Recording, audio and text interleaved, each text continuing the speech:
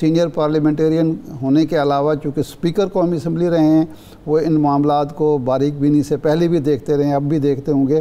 ہم ایاز صادق صاحب سے پوچھیں گے کہ کل جو انہوں نے یک طرفہ طور پر موشن جو تحریک تھی منظور کرا لی ہے، اس کے کیا اثرات ہوں گے، اور اسپیکر کے سامنے جو ایک کمیٹی مشترکہ کمیٹی بنانے کا معاملہ ہوا تھا اس کو کیوں نظر انداز کیا گیا؟ صدا صاحب، آپ کے علم میں ہیں سارے معاملات؟ جی شکریہ. بسم اللہ الرحمن الرحیم.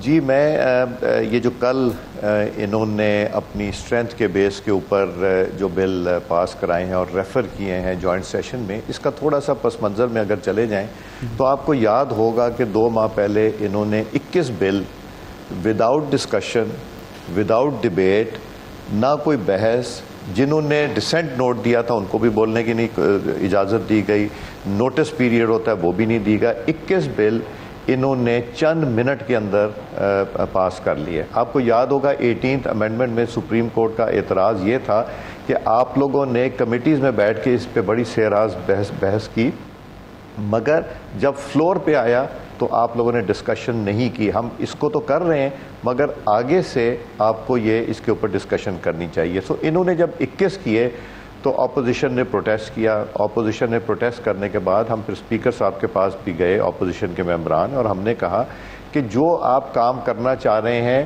آپ صحیح کام اگر جو کرنا چاہ رہے ہیں اور وہ غلط طریقہ اڈاپٹ کریں گے تو وہ غلط گنا جائے گا، وہ صحیح لگے گا بھی نہیں اور گنا بھی نہیں جائے گا.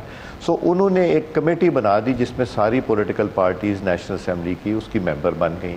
اس میں ہم آئے اور آ کے ہم نے شاہدہ اختر علی صاحبہ کو اس کا کنوینر چیئرپرسن ہم نے مقرر کر دیا.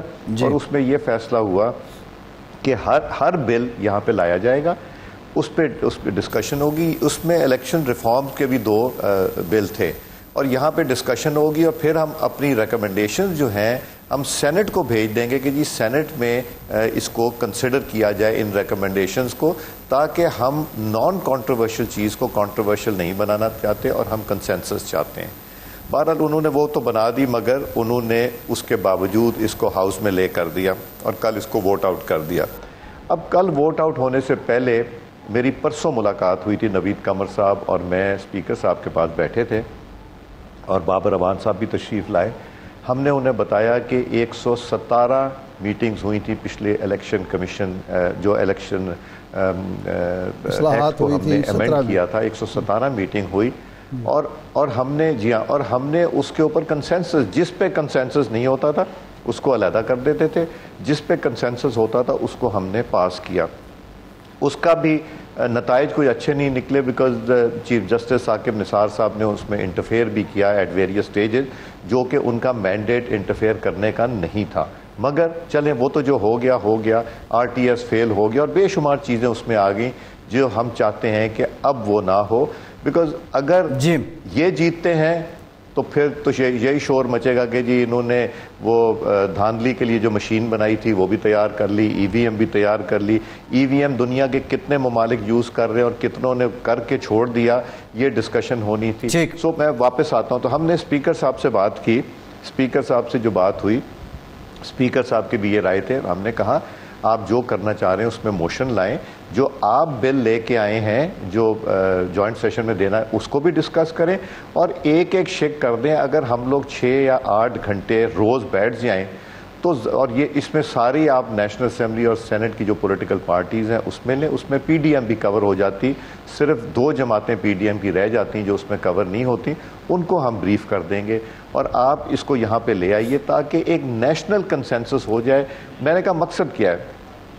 مسلم لیگ نون چاہتی ہے فیئر الیکشن ہو، پیپلز پارٹی چاہتی ہے فیئر الیکشن ہو، پی ٹی آئی بھی کہتی ہے کہ فیئر الیکشن ہو، جماعت اسلامی بھی فیئر الیکشن، مولانا فضل الرحمان صاحب کی جے یو آئی ایف، ہر پولیٹیکل پارٹی یہ چاہتی ہے فیئر الیکشن ہو. اگر ہم یہ چاہتے ہیں فیئر الیکشن ہو تو آپ کو جلدی کس چیز کی؟ آپ کمیٹی بنائیں، ہر پولیٹیکل پارٹی کو دیں. جو ہم نے 2017 میں بنائی تھی کمیٹی، اس کی میں آپ کو کانسٹیٹیوشن بتا دوں.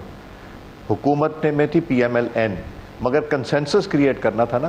12 ممبر تھے گورنمنٹ کے اور 20 ممبر تھے اپوزیشن کے، نیشنل اسمبلی اور سینٹ سے. مگر جب یہ فیصلہ ہو گیا کہ کنسنسس سے ہونا ہے اور ہم فیئر الیکشن چاہتے ہیں تو اسی لیے فکر نہیں کی کہ گورنمنٹ کے پاس کم ہے. ہم نے ان کو یہ بھی پروپوزل دیا تھا کہ پروپورشنیٹلی بنا لیں, جتنی اسٹرینتھ ہے پارلیمنٹ میں وہ بھی بنا لیں.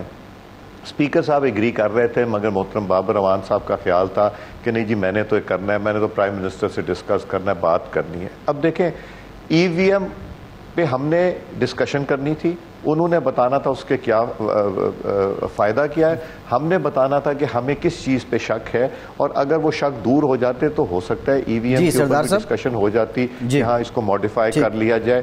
مگر ہوا کیا, ہماری میٹنگ ہوئی, اسپیکر صاحب ہم سے اور نوید قمر صاحب سے ایگری کر رہے تھے کہ اس پہ کنسنسس کریٹ کریں. بابر اعوان صاحب کہہ رہے تھے میں پرائم منسٹر سے پوچھوں گا, اور پرائم منسٹر سے جب پوچھا تو انہوں نے کہا بلڈوز کر دو. اب اگر یہ بل پاس ہو جاتا ہے جوائنٹ سیشن میں, جو کہ ہونے کے چانسز ہیں, تو پھر جو ان کے اتحادی ہیں کل وہ بھی افیکٹ ہو سکتے ہیں. جی ٹھیک ہے سردار صاحب, ایک اور معاملہ ہے وہ بھی ہو سکتی ہے. یہ سردار صاحب یہ آپ نے اتحادیوں اسی طرح گورنمنٹ بھی افیکٹ ہو سکتی. نہیں, آپ نے یہ دلچسپ بات کہی کہ ان کے اتحادی, اس کا مطلب ہے کہ اتحادی بھی اختلاف کر رہے ہیں اس انداز فکر سے. میں آپ کو بڑے کلیئرلی میں بڑے آپ کو کلیئرلی بتا دوں, میری خالد مقبول صدیقی صاحب سے بھی ملاقات ہوئی تھی. میں جہاں پہ میری سیٹ ہے وہ تشریف لائے تھے, اور ہمارا ایک تعلق ہے بیکاز سالہ سال اکٹھے رہے ہیں. پھر ان کے ایک اور ممبر پارلیمنٹ آئے تھے جو کہ ایم کیو ایم سے تھے, ان سے بھی کہا کہ ہم بھی فیئر الیکشن چاہتے ہیں, تو ہم وہ کام مل کے کریں گے جس میں کہ فیئر الیکشن ہو, صرف تاثر نہ جائے فیئر الیکشن کا بٹ کہ فیئر الیکشن. انہوں نے کہا بالکل ہم آپ سے ایگری کرتے ہیں. اسی طرح خالد مکسی صاحب باپ پارٹی کے, وہ میرے رشتہ ہے میرا 40-45 سال کا, ان سے 50 سال کا میرے چھوٹے بھائیوں کی طرح ہیں, وہ بھی میرے پاس ہے. میں نے کہا فیئر الیکشن چاہتے ہیں, آپ بھی یہ چاہتے ہیں, ہم بھی یہ چاہتے ہیں. تو جس ممبر سے بھی بات ہوئی ہے وہ فیئر الیکشن کی بات کرتے ہیں. تو پھر فیئر الیکشن تو تب ہو سکتا ہے کہ جب الیکشن کمیشن کے جتنے کلوزز ہیں اس کو اگر ہم الیکشن لا پاس کریں کنسنسس سے ہو تو اس کا نتیجہ اچھا نکلے, اور کنسنسس ہو سکتا ہے. اور ہماری 2 اور شرائط تھیں. ہم نے یہ کہا تھا کہ جی آپ اس میں, ہم الیکشن کمیشن آف پاکستان ایک میجر سٹیک ہولڈر ہے, کچھ کانسٹیٹیوشنل وائلیشنز ہیں آپ کے بلوں میں جو کہ کورٹ میں چیلنج ہو سکتی, تو وہ نہ کریں. مگر آپ کو پتہ ہے کہ وہاں ذہن ذرا اور ہے, کنسنسس کا ذہن تو کشمیر کے اوپر بھی نہیں ہوا اور کسی اور. سردار صاحب یہ جو آپ فرما رہے ہیں, ایک اور کنڈیشن وہ بھی سن لیجئے. نہیں, ایک اور کنڈیشن بھی سن. ہم نے کہا تھا یہ میڈیا کو اوپن کر دیجیے گا ہماری میٹنگز, تاکہ سب کو پتہ چل جائے. اب مجھے یہ لگتا ہے کہ یہ گورنمنٹ میڈیا کو بھی نہیں اوپن کرنا چاہتی, الیکشن کمیشن کی بھی نہیں سننا چاہتی, اپوزیشن کی بھی نہیں سننا چاہتی. تو یہ اگر پاس بھی کرا لیں گے تو پھر سڑکوں پہ ہی ہوں گے نا لوگ. گورنمنٹ کا کام ہوتا ہے چیزیں سمیٹنا اور کرنا. ہمارے بل 95% ہمارے بل کنسنسس سے کیوں ہوئے, جو اسپیکر کے کمرے میں منسٹر آ جاتے تھے اور ہم اپوزیشن کو بلاتے تھے, ان کے ہاتھ میں بل پکڑاتے تھے. یہ بل آنے والا ہے, ابھی آیا نہیں, اس کے اوپر آپ اپنی امینڈمنٹس دے دیں. وہ 2-4-5 دن میں امینڈمنٹس دیتے تھے, 90% ایکسیپٹ ہو جاتی تھی. جہاں نہیں ہوتا تو وہ ان کو ریزن بتاتے تھے. ہمارے بل میں لڑائی جھگڑا ہی نہیں ہوتا تھا اور ہمارے پاس ہو جاتے تھے. تو ذرا سا اس کو طریقے سے افیکٹ کرنے کی ضرورت ہے.